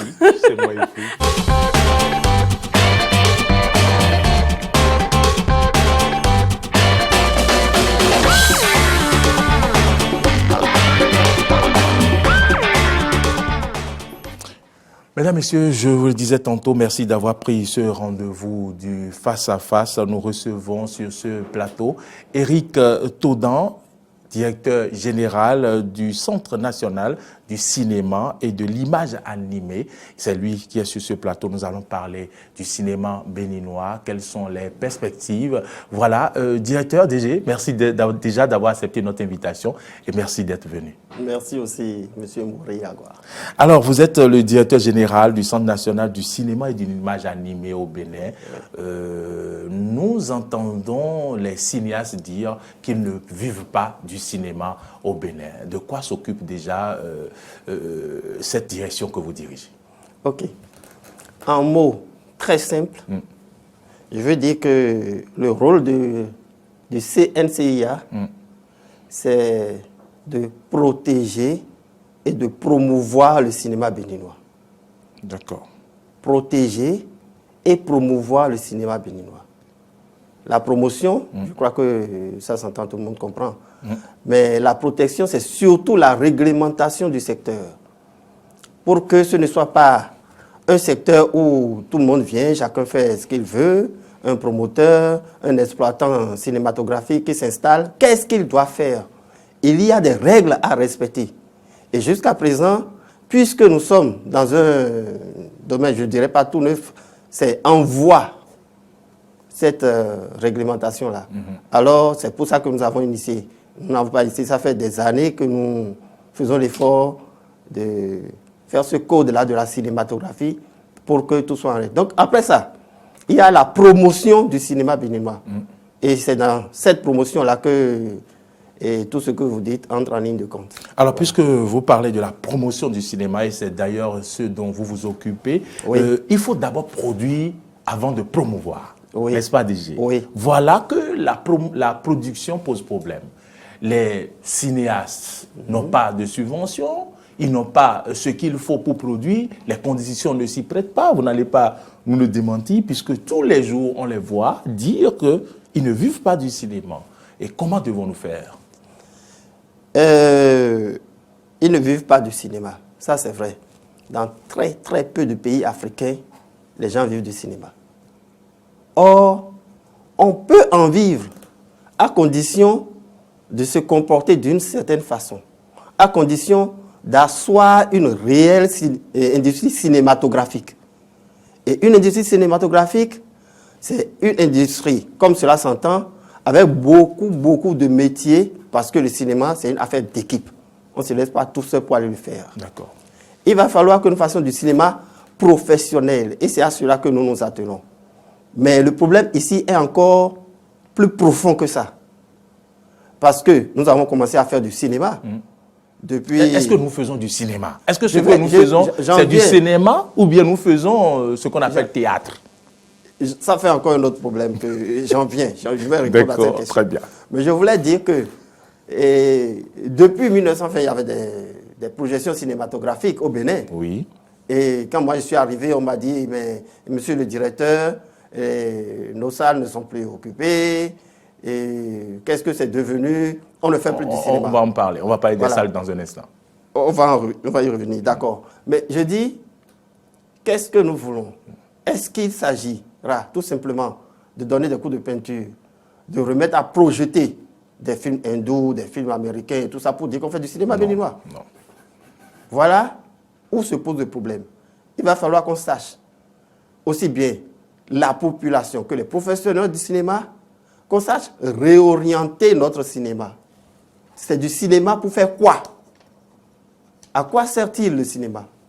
Vous n'avez pas encore ces réponses. Nous avons les réponses. Nous avons les réponses. Un cinéma doit être mis au service du développement, un réel outil de développement. Mais tant que nous mimons les autres, tant que nous faisons du cinéma, tout film n'est pas cinéma. Il ne suffit pas d'avoir une caméra, de se promener, faire... J'en viens à votre problème de théâtre filmé. Il ne suffit pas d'aller filmer son théâtre pour dire qu'on est cinéaste. D'où le problème de la formation. Et cette formation-là, nous sommes en train de la faire. Et petit à petit, vous avez remarqué, il n'y avait aucune école de cinéma. D'accord. Mais depuis 2006, on en a eu une première et d'autres et d'autres et d'autres. Je ne veux pas citer les noms pour ne pas faire de la publicité. Merci déjà. Mais nous avons aujourd'hui des écoles de cinéma. Ce qui nous fait comme résultat 2 catégories de cinéastes. D'accord. Il y a là ceux qui se sont formés sur le tas et qui sont la plupart du temps tous issus du théâtre et qu'il ne faut pas oublier, il ne faut pas négliger parce qu'ils ont leur public qui aime ce genre de cinéma-là. C'est ça. Et du théâtre filmé qui petit à petit est en train de devenir du cinéma. Parce que si vous comparez ce qu'ils faisaient au départ avec ce qu'ils font aujourd'hui, il y a déjà des avancées. Oui, et moi, en tant que dirigeant du cinéma, je ne suis pas venu pour dire, ben écoutez, je balaie d'un revers de main, tous ceux-là, ils ne font pas du cinéma et puis ça s'arrête là. Non, ils font ou feront du cinéma. Et ce cinéma-là évolue comme cela a été dans la plupart des grands pays. Il y a des films très très célèbres. Aujourd'hui, Charlie Chaplin, qui est très très célèbre, c'est du cinéma, même si c'est muet. Mais si vous commencez à faire ça aujourd'hui, personne n'ira voir. C'est ça. Voilà. Donc, je dis, laissez le temps à notre cinéma d'évoluer, parce qu'il va évoluer, parce que nous en avons les ressources. Les ressources sont là. D'accord. Et parce que la matière première aussi est disponible, comme il y en a, c'est moi qui le dis, je n'écris nulle part, comme il y en a nulle part ailleurs qu'ici. Donc c'est nous qui sommes pressés, on laisse le temps au cinéma d'évoluer, ok. Alors, nous ne nous apercevons pas de l'évolution. Du travail qui se fait. De l'évolution de notre cinéma. DG, une chose est que le travail soit fait. Ceux qui sont là aujourd'hui, qui normalement devraient vivre du cinéma, qu'est-ce qui est prévu pour eux? Est-ce qu'ils sont subventionnés? Est-ce qu'il existe un fonds pour le cinéma au Bénin pour encourager ces personnes? Ma réponse est oui. Ma réponse est oui. Et ils en bénéficient? Oui, il y a un fonds, mais à l'heure où je vous parle, ce fonds n'est pas encore spécifique au cinéma. On en vient. Bon. On en vient. Donc, nous sommes en train de discuter. Ce n'est pas spécifique au cinéma. C'est un fonds global pour l'art et la culture. Je ne dirais pas que ça n'existe pas, puisque les cinéastes peuvent se faire financer par ce fonds-là. D'accord. Maintenant, quant à savoir si c'est suffisant, ça c'est une autre affaire. Et nulle part ne vous dira que le fonds mis en place, même si c'était le fonds spécifique au cinéma, nulle part ne dira que c'est suffisant. Je ne veux pas dire que c'est suffisant. D'accord. Okay. Tant qu'il reste à faire, comme on le dit, rien n'est fait. Rien n'est fait. Oui. Et je voudrais vous poser une question, je ne sais pas pourquoi cette question me vient à l'esprit. Serge Yehou, oui. Est-ce qu'il fait du cinéma ou pas? Je voudrais qu'on évite de poser des questions personnelles, individuelles. D'accord. En fait, puisque nous étions en train de parler du théâtre et du cinéma, oui. Quand je prends un film vous ai dit tout à l'heure, comme Monsieur le Président... Oui, je vous ai dit tout à l'heure que la plupart des cinéastes connus aujourd'hui au Bénin sont partis du théâtre. D'accord. Ils sont partis du théâtre. La plupart de ceux qui sont connus. Les autres qui ont fait leur formation, leurs armes dans les écoles spécifiques et qui maîtrisent les normes ne sont malheureusement pas connus parce que ils sont connus, mais pas du grand public en tout cas. Pas du grand public parce qu'ils n'ont pas eu les moyens de faire le cinéma. Il y a des noms qu'on peut citer comme M. Béanzin qui a fait l'ORTB, qui a fait une grande école de cinématographie. Vous savez de qui je parle. Il est directeur photo. Merci, directeur photo. Et directeur, parlons des salles de cinéma. Malheureusement, vous avez commencé par en parler, mais aujourd'hui, nos salles de cinéma existent. Il y a même des salles de cinéma qui ont été refaites, mais qui restent toujours fermées. Nos salles de cinéma ont servi à des cultes, à des cultes, des lieux d'église. Elles ont servi à des cultes, et peut-être parce qu'il ne fallait pas les laisser fermer, sinon ça va... Peut-être. La nature aurait du vide, voulez-vous dire. La nature aurait du vide. Il vaut mieux que ça serve à quelque chose qu'elle ne serve à rien. Aujourd'hui, que faites-vous pour récupérer ces salles? Est-ce qu'on aura droit un jour au cinéma dans les salles encore? Est-ce qu'on aura droit à projeter des films béninois? Bien sûr. Je vous ai parlé tout à l'heure d'un programme qui est bien ficelé pour que nous ayons du cinéma béninois. D'accord. Pour que nous ayons du cinéma béninois. À quand l'ouverture des salles? Et ces salles... Dans tous les autres pays, vous allez voir, l'État ne s'occupe pas spécialement de projection de films. D'accord. Ça ne marche pas toujours. Et c'est dans ce sens-là que nous allons. D'accord. L'État ne va pas se laver les mains, ne plus faire de projection, pas du tout. Mais ces salles seront tout simplement mises en affermage. Ça veut dire quoi? Que nous allons demander à des professionnels du cinéma, volontaires, qui ont fait la preuve, parce que ça, c'est le côté distribution, c'est un métier à part entière, il faut des professionnels, des gens qui s'y connaissent. Il faut connaître d'autres circuits, parce que si vous prenez des films qui sont projetés uniquement chez vous, et vous allez les projeter combien de fois, il faut un circuit de distribution bien mis en forme, pour bien huilé, pour que tout se passe bien. Et c'est à ça que nous veillons. Les salles seront mises en enfermage et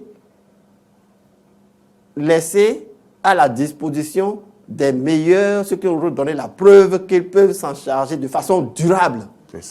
Et c'est pour ça que nous ne nous précipitons pas. D'accord. Voilà. Nous avons plusieurs salles de cinéma à Cotonou. Je pense au Ciné Concorde, Ciné Vogue, Ciné Okpe-Oloa. Quel ciné encore? À Parakou, nous avons Ciné Le Borgou. Ciné Le Borgou, Ciné Sabari à Djougou et Bopessi à Natitengu. Est-ce que vous avez fait le point de ces salles et que vraiment ces salles-là peuvent revenir dans votre patrimoine, dans la gestion de ces salles de cinéma? Dans notre patrimoine, il y en a 5. D'accord, seulement. 5. Et vous venez de les citer en ajoutant d'autres. Okpe-Oloa n'est pas à nous. D'accord. C'est une salle privée. Il y en a d'autres privées comme ça. D'accord. Oui. Mais les salles qui appartiennent à l'État, vous venez de les citer. Si je commence par le nom, c'est Bopessi à Natitengu, Sabari à Djougou, Le Borgou à Parakou, et Le Bénin et Concorde à Cotonou. D'accord. Donc on n'a que 2 salles de cinéma à Cotonou. Oui. Alors, quel avenir pour le cinéma béninois? Pour finir, dites-nous, qu'est-ce qu'on peut attendre est-ce que c'est dans quelques mois ou on va attendre encore des années? Puisque vous avez dit de laisser le temps à notre cinéma d'évoluer. Quel avenir pour le cinéma béninois? Et je puis me permettre de vous dire un avenir radieux. Et ce n'est pas du baratin, c'est du réel. Un travail a commencé et dans tous les départements du Bénin, nous avons commencé à installer ce qu'on appelle des ciné-clubs. On ne les a pas installés. On a suscité la création du ciné-club. D'accord. Et ces ciné-clubs, leur premier rôle, c'est de donner la culture cinématographique aux populations. C'est ça. Parce que sans culture cinématographique, qu'est-ce qui se passe? Nous subissons le cinéma des autres. Les gens font du cinéma pour un objectif. Vous avez vu, si les Blancs nous ont quittés et continuent de nous coloniser, c'est à cause du cinéma. Nos jeunes gens aujourd'hui qui se promènent dans la rue, les fesses dehors, ce n'est pas de notre culture, mais c'est du cinéma. Il nous faut du cinéma à nous, du cinéma que j'appellerais cinéma identitaire, pour valoriser nos cultures endogènes, valoriser notre tourisme, parce qu'il y a de très très belles choses ici, mais qui sont confinées dans l'anonymat, tout simplement parce que nous n'avons pas encore perçu le vrai rôle du cinéma. Il nous faut ce cinéma-là pour contrebalancer l'influence du cinéma étranger. Et là, nous avons plein de ressources comme matière première, nous avons plein de choses à faire et la machine est déjà en marche. Et cette année qui vient de finir, nous avons eu les ciné-clubs départementaux et l'année prochaine, nous aurons à étendre ça aux communes, les mettre en contact avec les communes pour profiter de la coopération décentralisée, pour que, justement, comme vous parliez de financement, que les gens ne soient pas obligés depuis Nati Tengu de se replier sur un fonds Cotonou pour avoir quelques miettes. Ok. Voilà. D'accord. Donc, il y a une organisation parfaite qui se met en place et bientôt, vous verrez du cinéma de chez nous, du cinéma au service du Bénin. Du développement du Bénin. Et l'initiation à la culture cinématographique depuis le bas âge, avec un partenariat avec l'éducation. C'est important. Je pense que je vous inviterai pour qu'on aille un peu dans ces détails, parce que il faut le reconnaître, vous faites des choses depuis que vous êtes dans ce fauteuil de directeur général du Centre national du cinéma et de l'image animée. Mais si on ne vous invite pas sur un plateau, on ne peut pas savoir ce qui se fait. Donc, nous vous inviterons encore et encore pour parler en détail de ce qui se fait pour le développement du cinéma au Bénin. Merci d'être venu une fois encore. Nous avons reçu pour vous, mesdames, messieurs, Éric Taudan. Il est directeur général du Centre national du cinéma et de l'image animée, et CNDIA. Nous avons parlé CNCIA, voilà. Nous avons parlé du cinéma béninois et ses perspectives. Merci de nous avoir suivis. On se donne rendez-vous pour un autre numéro de Face à Face. Ce sera pour demain.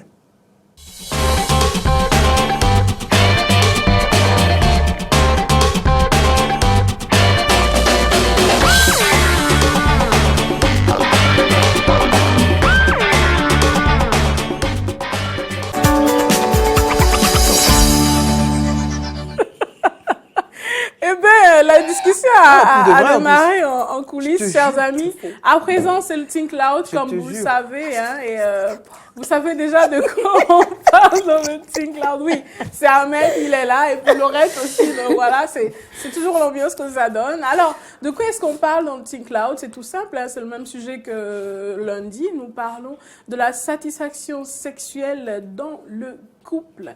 Et aujourd'hui, nous avons la grâce et l'honneur d'avoir Laurette Kankangwe et d'avoir Ahmed Aripa pour en discuter. Et vous pouvez également, chers amis, appeler. Il suffira de composer le 69 32 03 03 pour être en direct avec nous par ici et nous donner... L'honneur pour qui? La grâce pour qui?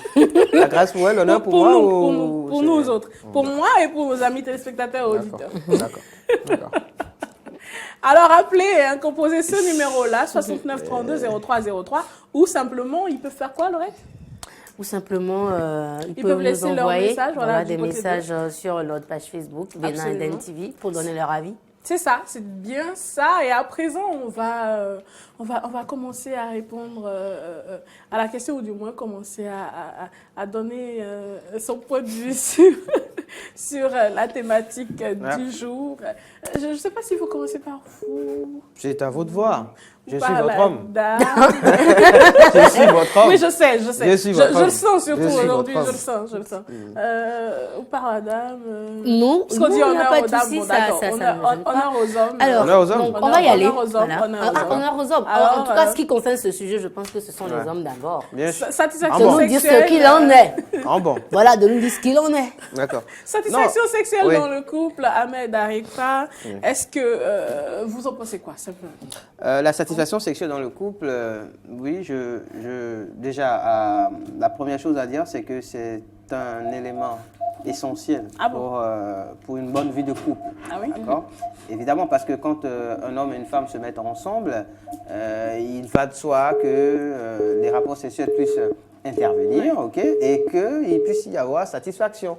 Autrement, dans bien de cas, cela amène voilà, au divorce ou en tout cas à beaucoup de problèmes dans le foyer. Alors, quand on a fini de dire ça, il faut situer le niveau de satisfaction. Vous permettez rapidement, chers amis, quand vous nous appelez, non, il y avait quelqu'un tout à l'heure, mais quand vous nous appelez, s'il vous plaît, veuillez manifester votre présence par un bonjour ou quelque chose comme ça, pour qu'on sache que vous êtes là, parce que vous appelez, vous êtes en direct, mais on ne le sait pas, on n'entend rien du tout. Il faut dire ré. Voilà. Non, pareil, juste bonjour, ou en tout cas, faites en sorte qu'on sache que vous êtes en ligne. Oui. Donc, quand on a fini de dire évidemment que c'est important qu'il y ait satisfaction, d'accord, sexuelle dans le couple, il faut voir maintenant le niveau de satisfaction et il faut situer les responsabilités. Parce que quand Laura disait tout à l'heure que oui, il faut entendre les hommes par rapport à cela, ça laisse à penser que c'est du devoir des hommes d'assurer la satisfaction sexuelle dans le couple. Pas forcément. Non, pas du tout d'ailleurs. Voilà. Pas du tout. Pas forcément, pas du tout. C'est une mauvaise interprétation que vous avez faite de ce que j'ai dit. Je vous le conseille. Dans la réalité, je n'ai jamais avancé une telle assertion. Je vous le conseille. Non, parce qu'en réalité, parce qu'en réalité, on a souvent tendance à dire oui, quand on parle de satisfaction sexuelle, il faut que l'homme, voilà. Mais c'est d'abord les hommes qui satisfont les femmes sexuellement. Mais ce qu'on oublie souvent dans ce débat, c'est que l'homme aussi a besoin d'être satisfait sexuellement. Non, ça c'est mon avis, ça. Moi, c'est mon avis, ça. Désolé ou pas, c'est mon avis. Moi, je pense que ce sont les hommes d'abord, parce que c'est leur devoir. C'est leur devoir de donner une satisfaction sexuelle de qualité. Et pas celui de la femme. Non, mais attendez, vous savez, ça va dans les deux sens. Mais ça va déjà dans le premier sens de l'homme envers la femme. Et ensuite, dans le second sens, de la femme envers l'homme. C'est du répondant, c'est du tic au tac. Quand vous ne donnez pas le tic, vous n'aurez pas le tac. Oui, mais pas d'abord et après. Les deux en même temps. Les deux d'abord et après. Nous avons une amie en ligne. C'est ça qui pose des problèmes. Bonjour et bienvenue, chers amis. Merci de vous présenter. Négatif. Jamais. Cher ami, merci de vous présenter. Vous êtes en direct. Oui, j'aimerais vraiment féliciter la dame qui est tout juste à votre gauche. C'est ça. D'accord. Elle s'appelle Laurette. C'est ça. J'ai vraiment aimé ce qu'elle est en train de dire. Oui. Et vous en pensez quoi? Je n'ai jamais suivi l'émission si ce n'est pas aujourd'hui. Donc, je souhaiterais chaque fois vous appeler plus tard. Ah, c'est gentil ça. Donc prenez le rendez-vous. Nous sommes là tous les jours de 7h à 9h. Nous sommes là du lundi au vendredi de 7h à 9h. Mais en attendant, parlons de la thématique du jour. Qu'est-ce que vous en pensez? On a compris que vous êtes d'accord avec Laurette, mais de façon précise, vous en pensez quoi? Concrètement, elle est d'accord sur quel point en fait? Bon, je passerai après. D'accord. Très bien. Merci et bonne journée à vous. Vous permettez, Natacha, que je revienne un peu sur ce qu'on disait tout à l'heure, à savoir que quand on parle de satisfaction, alors je disais évidemment, ça va dans les deux sens. Entendons-nous déjà là-dessus. Après, je pense qu'il est aussi question de nombre de rapports par semaine peut-être, ce qui se dit, voilà, 3 rapports, c'est important. Et plus important, la qualité de ce rapport-là. Vous n'avez pas besoin de beaucoup de rapports sexuels. Vous êtes d'accord sur la qualité? Vous pouvez en fait avoir des rapports sexuels dans le couple, une fois par semaine, et avoir des rapports de qualité et être complètement satisfait. Et ça fait la semaine prochaine. Parce que mercredi, vendredi, samedi, je suis d'accord. Mais après, pour ce qu'on entend dire, résultant de nombre d'études faites, c'est que voilà, dans un couple, oui, c'est vrai que le nombre de rapports par semaine. Ça compte, ça fait du bien. Et ce qui se dit, c'est voilà, 2, 3. Mais après, je suis d'accord. Vous faites ça tout le temps et puis on n'a pas de répondant. Bien sûr. Je suis d'accord que on parle surtout de la qualité ici. Je suis d'accord qu'on parle surtout de la qualité ici. Parce qu'on parle de satisfaction. Et après, voilà, si la qualité elle y est pour une seule fois à la semaine, tant mieux. Oui, c'est bon, en fait. Après, justement, sur la question de la qualité, il faut qu'on s'entende sur ce qu'on y met. Qu'est-ce qu'on y met? Vous êtes sûr, Laurette? Oui. Non, je ne vais même pas poser la question. Qu'est-ce qu'on y met? Laissez-moi poser la question. On va parler de quoi? De la durée? Est-ce que vous êtes sûr que lorsque vous avez un rapport sexuel de qualité, vous n'avez pas envie d'en avoir plus quand c'est de qualité, quand vous êtes satisfaite, lorsque vous avez plus? des rapports sexuels de qualité dans le couple, mais attendez, vous êtes fatigué sur 3 jours. Enfin, quand on parle de satisfaction, ce n'est pas supposé fatiguer. Non, en fait, c'est que vous dépensez non seulement l'énergie physique, mais l'énergie. C'est supposé renouveler votre énergie. On ne refuse pas, mais vous dépensez en fait l'énergie des muscles, vous savez. Et donc, oui, donc vous avez en fait, vous avez du temps. Vous avez du temps vous avez en fait du temps pour vous retrouver. Donc ne serait-ce que 4, 5, 6 jours quoi. Donc vous n'avez pas, en fait, vous n'êtes plus en manque. Vous n'êtes plus en carence, voilà, en carence émotionnelle ou affection. Donc c'est pour cela que je dis, quand vous avez des rapports. C'est dire quand je vous écoute que c'est indispensable qu'on arrive à c'est le basique en fait, c'est le basique dans toute relation. On est tous d'accord, à moins qu'on ne soit dans une relation de couple où on prend la chasteté. Véritablement. Oui, à moins qu'on ne soit dans une relation de couple. Qu'est-ce qu'on entend par satisfaction? La satisfaction. La satisfaction, cela, on peut entendre par là justement le fait que, au terme donc du rapport, que les deux parties soient heureux, soient heureuses, tout simplement. Un certain niveau, voilà, donc de sensation, de plaisir, et que les deux puissent dire oui, voilà, je suis satisfait de ce qui vient d'être fait. Les deux n'ont pas besoin de dire oui. Quand c'est bon, c'est bon. Une question que j'ai tout le temps posée sur ce plateau depuis lundi. Nous sommes en Afrique et précisément au Bénin. Il arrive qu'on entende pas mal de choses. C'est dire que vous, en tant qu'homme, vous avez une partenaire qui innove sans cesse, qui fait pas mal de choses pour pimenter un petit peu la relation. À un moment donné, est-ce que vous vous dites où est-ce que tu as appris tout ça? D'où est-ce que tu sors ces nouvelles connaissances et tout? Vous vous inquiétez un tout petit peu quand même? Non, pas vous, Laurette Kambé, laissez-le répondre, oui. Oui, c'est vrai que c'est toujours bien, voilà, quand il y a du changement, voilà. Après... Mais vous vous posez aucune question, vous n'avez pas... Non, pas a priori. Après, quand c'est dans une relation déjà assez posée, établie, nous avons un ami en ligne, je crois, oui. Je pense que la plupart des hommes... Bonjour, on le reçoit rapidement. Bonjour monsieur ou madame, et merci de vous présenter. Allô, bonjour. Vous êtes en direct. Comment vous portez? Très bien, merci. Et merci de vous présenter également, monsieur. Oui, je m'appelle Marcos depuis Parakou. Très bien. À présent, on vous écoute. Oui, je vous suis tous les jours sur votre émission là. Ça fait plaisir. Oui, c'est bien que le sexe dans le couple, c'est ça qui arrange tout. Même dans votre quotidien au service, quand vous vous rappelez du sexe, le sexe bien fait là. Oui. Tout va bien dans la journée. Ça arrange tout, hein, d'accord. Ok. D'accord. Donc c'est très important.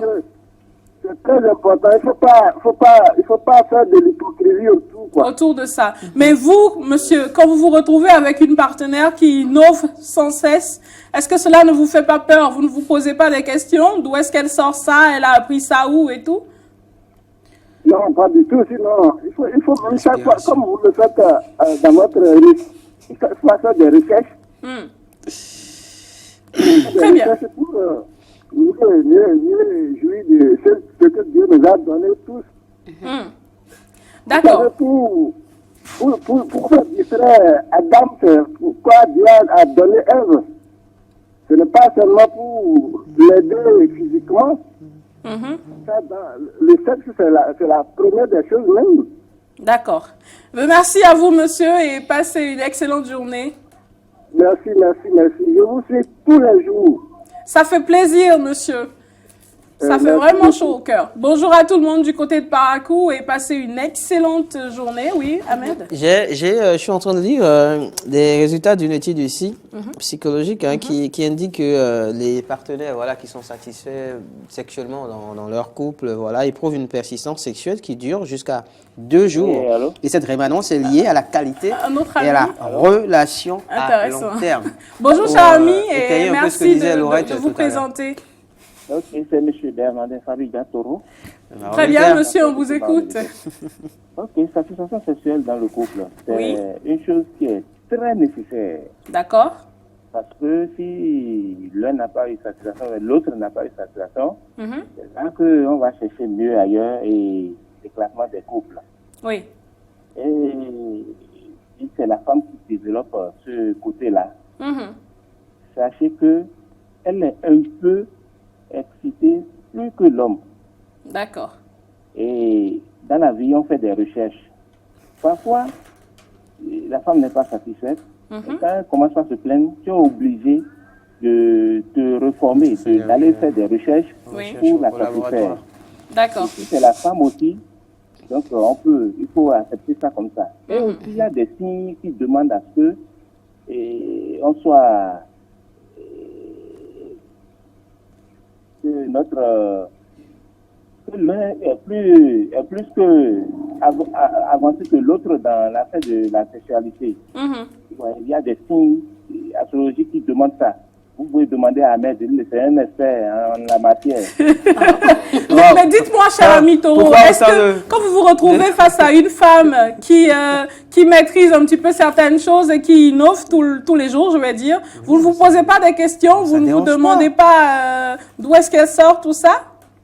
Oui, je vais me poser des questions. Ça, c'est un. Et de deux, je vais un peu la surveiller. Je vois que la source. Elle ne met pas pied dehors. Ça m'arrange. Et ça sera la fête de tous les jours. Très bien, merci à vous. Passez une excellente journée. Sur la question, pour finir, quand c'est une relation, peut-être sans lendemain, ça dérange aucunement. Quand c'est juste du copinage, qui a peut-être, on espère peut-être avoir un lendemain, ça va. Mais après, quand c'est une relation de couple, évidemment que si au départ elle n'était pas comme ça, et qu'à un moment donné ça a changé, il y a matière à se poser des questions, à se demander. Voilà, surtout si elle n'était pas du tout comme ça, et que en un bout de temps elle change. Non, mais elle a décidé en fait de s'impliquer dans la relation. Parlons des femmes.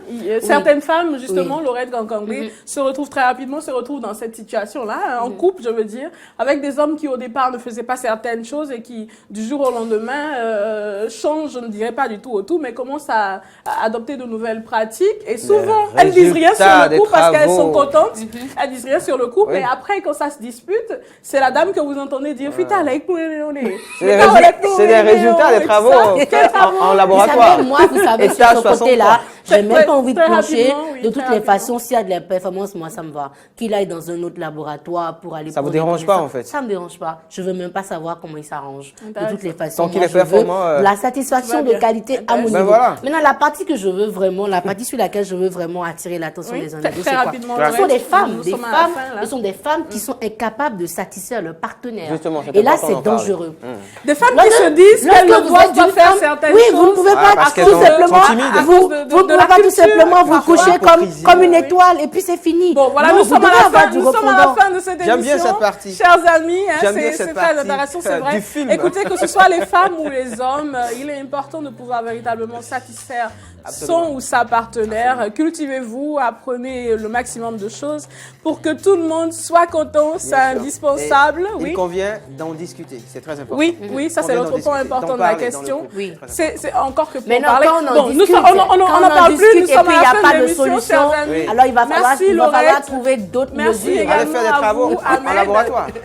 Passez une excellente journée, chers amis. N'oubliez pas que nous sommes pratiquement dans la période des fêtes. Et si vous voulez pécho, faites tout de même un petit peu attention. Prenez soin de vous. Bisous, bisous. Et on se donne rendez-vous demain. Gardez le sourire et maintenez la bonne humeur pour le reste de la journée. Allez, à demain. C'est chaud.